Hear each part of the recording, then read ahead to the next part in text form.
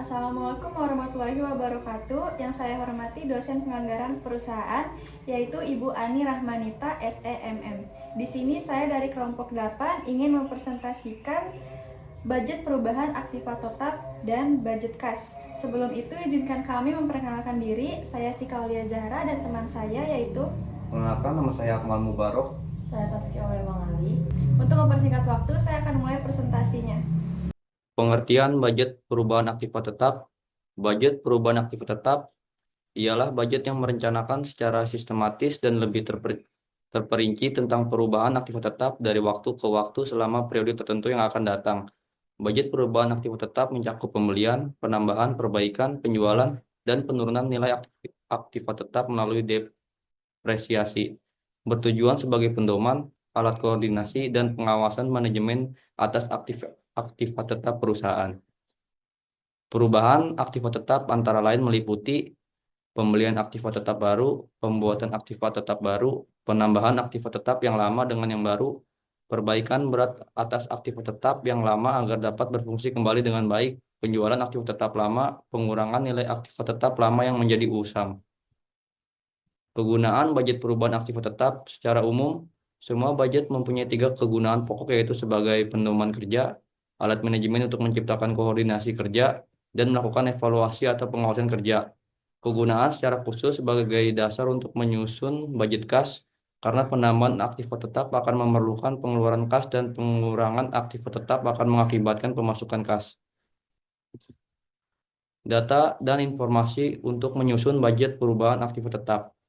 Rencana produksi yang terutang dalam budget unit yang akan diproduksikan, rencana penjualan, kondisi aktif tetap lama, umur ekonomis aktif tetap lama yang telah dimiliki perusahaan, perkembangan dan kemajuan teknologi, tersedianya modal yang dimiliki perusahaan, metode depresiasi aktif tetap yang dipakai. Bentuk budget perubahan aktif tetap. Budget perubahan aktif tetap sebagai salah satu pendukung neraca harus cukup sistematis dan terperinci sehingga dapat berfungsi sebagai pedoman kerja, alat pengkoordinasian kerja, dan alat evaluasi kerja. Pengertian budget kas. Budget kas ialah budget yang merencanakan secara lebih terperinci tentang jumlah kas beserta perubahan-perubahannya dari waktu ke waktu selama periode yang akan datang, baik perubahan yang berupa penerimaan kas maupun perubahan yang berupa pengeluaran kas. Budget kas atau anggaran kas merupakan estimasi yang dibuat oleh perusahaan untuk memproyeksikan penerimaan dan pengeluaran kas dalam suatu periode waktu tertentu. Tujuan utama dari anggaran ini adalah untuk memastikan bahwa perusahaan memiliki cukup likuiditas untuk memenuhi kewajiban keuangannya, seperti pembayaran gaji, sewa, dan biaya operasional lainnya. Selanjutnya, kegunaan budget kas. Secara umum, semua budget termasuk budget kas mempunyai 3 kegunaan pokok, yaitu sebagai pedoman kerja, sebagai alat pengkoordinasian kerja, dan sebagai alat pengawasan kerja yang membantu manajemen dalam memimpin jalannya perusahaan. Kegunaan secara khusus, budget kas berguna sebagai dasar penyusunan master balance sheet budget. Faktor-faktor yang mempengaruhi penyusunan budget kas, yang pertama, faktor penerimaan kas. Yang pertama ada budget penjualan, kedua keadaan persaingan di pasar, ketiga posisi perusahaan dalam persaingan, keempat syarat pembayaran yang ditawarkan perusahaan, yang kelima kebijaksanaan perusahaan dalam penagihan piutang, yang keenam budget perubahan aktiva tetap, yang ketujuh rencana-rencana perusahaan tentang penerimaan kas dari sumber-sumber lain. Yang kedua ada faktor pengeluaran kas. Yang pertama, budget pembelian bahan mentah. Yang kedua, keadaan persaingan para supplier bahan mentah di pasar. Yang ketiga, posisi perusahaan terhadap pihak supplier bahan mentah. Yang keempat, syarat pembayaran yang ditawarkan oleh supplier bahan mentah. Yang kelima, budget upah tenaga kerja langsung. Yang keenam, budget biaya pabrik tidak langsung. Yang ketujuh, budget biaya administrasi. Yang kedelapan, budget perusahaan aktiva tetap. Yang kesembilan, rencana-rencana perusahaan tentang pengeluaran kas untuk keperluan lain-lain. Selanjutnya, bentuk budget kas. Sebagaimana halnya dengan budget-budget yang lain, bagi budget kas ini juga tidak tersedia sesuatu bentuk standar yang harus dipergunakan. Berarti bahwa masing-masing perusahaan mempunyai kebebasan untuk menentukan bentuk serta formatnya sesuai dengan keadaan perusahaan masing-masing. Oleh karena budget kas mencakup 2 sektor, yaitu sektor penerimaan kas dan pengeluaran kas, maka sebelum disusun budget kas, terlebih dahulu disusun schedule schedule tentang penerimaan kas dan schedule tentang pengeluaran kas. Selanjutnya, kelompok kami akan mereview jurnal yang berjudul Analisis Budget Kas dalam Meningkatkan Likuiditas dan Profitabilitas Perusahaan yang ditulis oleh Lydia Resti Elaksmi Darti Julharni. Jurnal yang berjudul Analisis Budget Kas dalam Meningkatkan Likuiditas dan Profitabilitas Perusahaan. Penelitian ini bertujuan untuk mengetahui bagaimana aplikasi budget kas pada perusahaan logam UD Lancar Jaya, Tulung Agung dalam meningkatkan likuiditas dan profitabilitas. Metode penelitian yang digunakan adalah penelitian studi kasus. Penelitian melakukan analisis rasio keuangan yang terdiri dari atas analisis likuiditas dan profitabilitas melalui laporan keuangan 2015 sampai 2017 dan menyusun proyeksi laporan keuangan tahun 2018. Pendahuluan. Pada jurnal ini, menyusun budget kas atau anggaran profitabilitas. Ketika perusahaan menjalankan aktivitasnya, maka dibutuhkan perencanaan dan pengaturan keuangan. Likuiditas mempunyai hubungan cukup erat dengan kemampuan memperoleh laba atau bisa disebut istilah profitabilitas. Profitabilitas merupakan salah satu indikator kinerja yang dilakukan oleh pihak manajemen dalam pengelolaan laba perusahaan.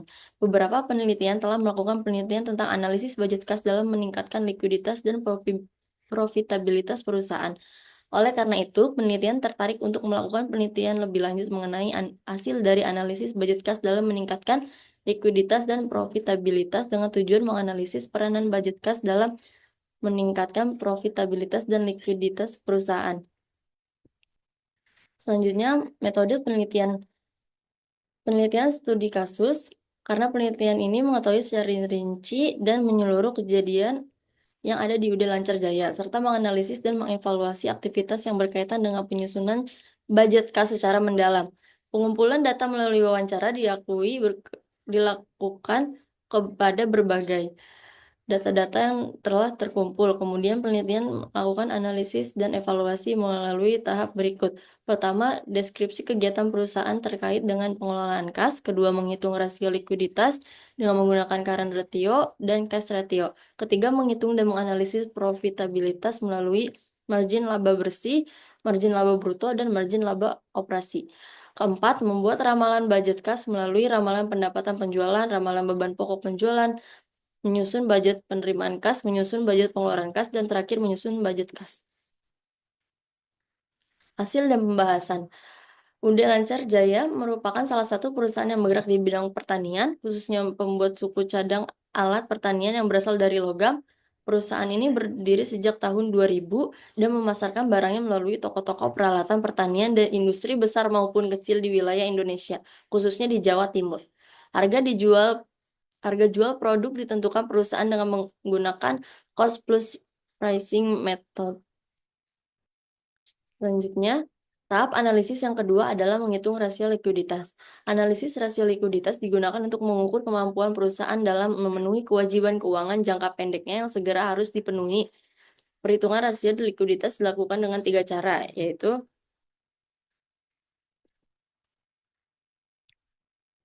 berdasarkan hasil perhitungan sebagaimana tampak pada tabel 3 current ratio pada tahun 2015 dan 2017 nilainya over liquid jika dibandingkan dengan nilai standar current ratio yang berkaisar 200%.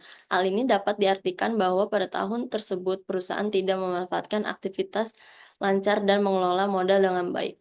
Pada tahun 2016, tingkat current ratio di bawah 200% yang artinya bahwa perusahaan kurang aktif dalam membayarkan hutang jangka pendeknya, tetapi angka yang ditunjukkan masih dalam posisi yang wajar. Selanjutnya akan disampaikan oleh Cika. Berdasarkan hasil perhitungan quick ratio, tampak bahwa pada tahun 2017 quick ratio perusahaan turun 9%. Tetapi penurunan ini masih menunjukkan kondisi yang baik, karena masih di atas 100%. Kondisi current ratio perusahaan berdasarkan tabel 4 menunjukkan perusahaan mampu memenuhi kewajiban langkah pendeknya. Rasio kas pada periode 2015 ke 2016 mengalami penurunan tingkat persentase. Hasil tersebut menunjukkan bahwa kemampuan perusahaan untuk melunasi kewajiban jangka pendeknya dengan kas yang dimiliki mulai menunjukkan tingkat persentase menurun. Terjadinya penurunan rasio kas tersebut dikarenakan adanya penurunan kas dan setara kas yang dimiliki oleh perusahaan.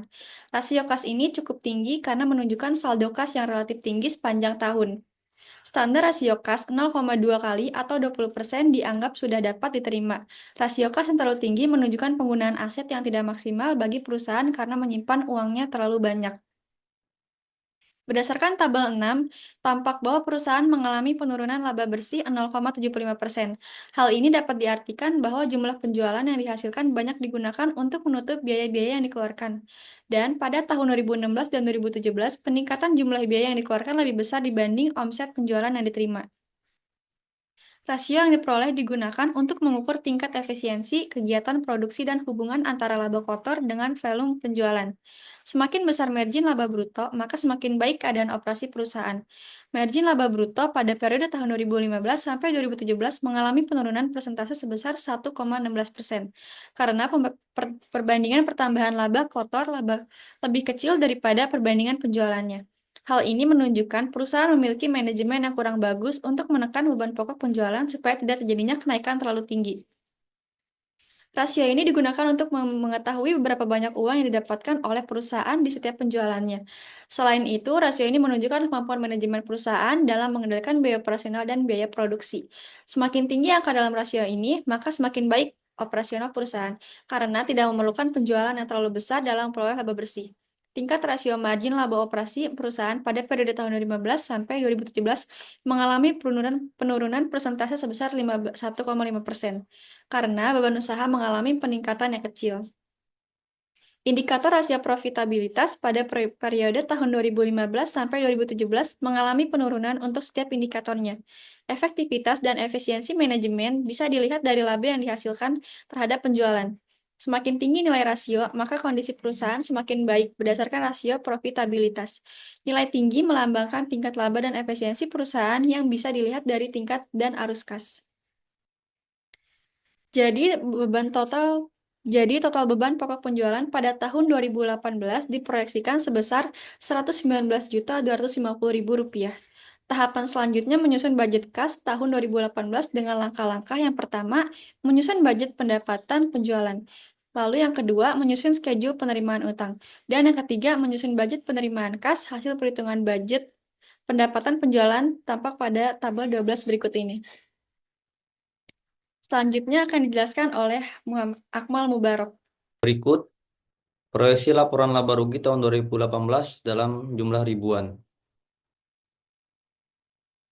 Dari hasil perhitungan tersebut, dapat diketahui bahwa jumlah saldo kas perusahaan mengalami kenaikan, akan tetapi tetap tidak memenuhi standar optimum persediaan kas tidak kurang dari 5% sampai 10% dari jumlah aktiva lancar. Tahapan yang terakhir yaitu menghitung rasio keuangan berdasarkan proyeksi laporan keuangan dan membandingkannya dengan tahun-tahun sebelumnya untuk mengetahui perubahan kondisi keuangan yang terjadi. Berdasarkan perhitungan hasil analisis rasio untuk tahun 2018, tingkat likuiditas mengalami peningkatan dibandingkan dengan tahun sebelumnya.